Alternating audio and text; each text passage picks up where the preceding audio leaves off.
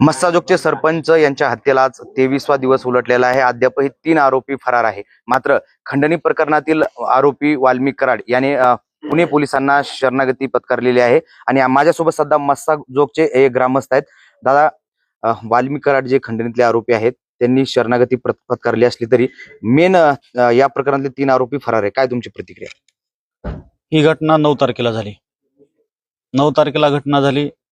आज 31 तारीख आहे. 23वा दिवस उजाडलाय. आमच्या गावामध्ये आतापर्यंत मुख्यमंत्री सोडता सगळं मंत्रिमंडळ इथं येऊन गेल्यासारखं गेलंय.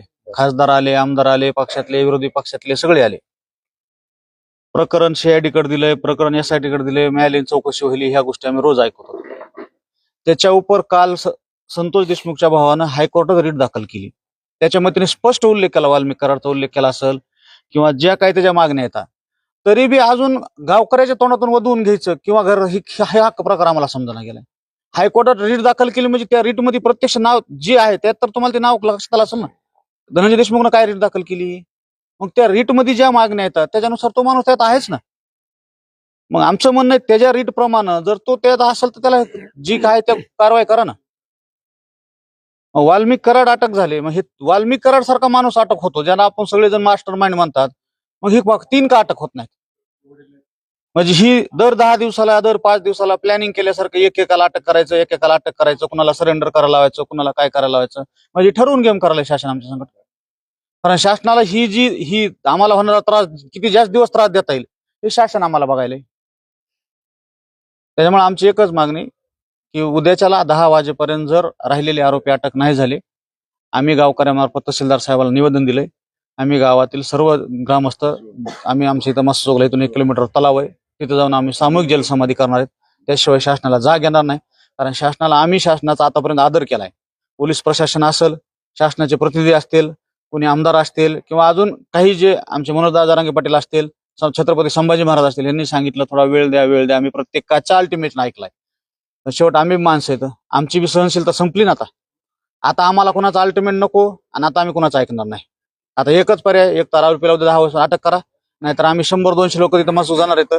आमच्या 100-200 माणसाला मध्ये तळ्यात ढकलून देऊन विषय संपून टाका. पुन्हा कोणी वाढणार नाही शासनाला आमचे माणसं अटक करा किंवा आम्हाला न्याय द्या म्हणून. खरं तर वाल्मिक कराड यांना आज शरणागती जरी पत्करली असली तरी 3 आरोपी फरार आहेत. उद्या तुम्ही आंदोलनाचा इशारा दिलेला आहे, काय सांगा? समाधान नाही. 2 दिवस झालं बातमी येते, कराड आले, पकडले, मुसक्या बांधल्या, असलं केलं तसलं केलं. वाल्मिक कराड कुणी पकडलेले नाहीत. वाल्मिक कराड स्वतःहून आलेले. बातमी रोज येते. 6 तुकड्या होत्या, आता 9 केल्या. 9 होत्या, आता 10 केल्या. 2 मोबाईल जप्त केले. 2 मोबाईल मध्ये हे सापडलं. अहो साहेब, ह्या 9 तारखेच्या नंतर 10लाच ज्या दिवशी वाशीला गाडी सापडली ते मादरचोद 2 मोबाईल टाकून गेलेले. CID ला मोबाईल सापडले. CID चा तपास चालू आहे. काय तपास चालू आहे? हे लोकलला जे गुंडे होते ते सापडलेत. वाल्मिक कराड स्वतःहून आलेत. ह्याच्यात काही लय त्यांना छाती बडवून घ्यायची गरज नाही. 9 टीम, 10 टीम, 12 टीम, एवढ्या टीम पळायल्या, कहाणीचं हे झालं, काही झालेलं नाही. जे 3 आहेत ते फरार आहेत. CDR नुसार जेवढे शेवटच्या तळागाळात जाऊस्त शेवटच्या माणसापर्यंत माणसं पकडावात, फास्ट ट्रॅक कोर्टात खटला चालवावा आणि तात्काळ ह्यांना फाशी द्यावी. CID ने बी लय दड थुपटून घेऊन 2 मोबाईल पकडले. मोबाईल मध्ये असं पकडलं, दुसऱ्या दिवशी मोबाईल इथं जाळलेले, त्यांना गाडीत टाकून पळालेले. मोबाईल पकडले. ते काय करायलेत, 2 दिवसाला एक स्टोरी, 2 दिवसाला एक स्टोरी. दुसऱ्या दिवशी मोबाईल, गाडीतले हत्यार, गाडीतली चिठ्ठी, ज्या गोष्टी असतील त्या सापडलेल्या, पकडलेल्या नाहीत. स्पष्ट सांगतो, बस झाला राडा. 22वा-23वा दिवस आहे. उद्या आमच्या पूर्ण गावानं जलसमाधीचं आंदोलनाचा इशारा दिलाय. उद्या आम्ही करणार आहेत. काहीतरी नवं काढायचं, काहीतरी रोज नवं काढायचं. काय आज ह्याला पकडलं, आज ह्याच्या घरी गेले, आज त्याच्या घरी गेले. अरे काय हे नाटक आहेत का नौटंकी? काय तमाशाच्या माणसाचा खून झालाय. 3 टर्मचा सरपंच माणूस. CDR नुसार शेवटच्या तळागाळातला बी पकडलाच पाहिजे. गय कुणाची नाही. वाल्मिक अण्णा किंवा वाल्मिक कराड पकडला नाही, सरेंडर झालाय. मग ह्या टीमा करतात काय आणि चालल्यात कुठं, का नाटकं करून कुठं भजे खात्यात, हे जे ते तपासावं.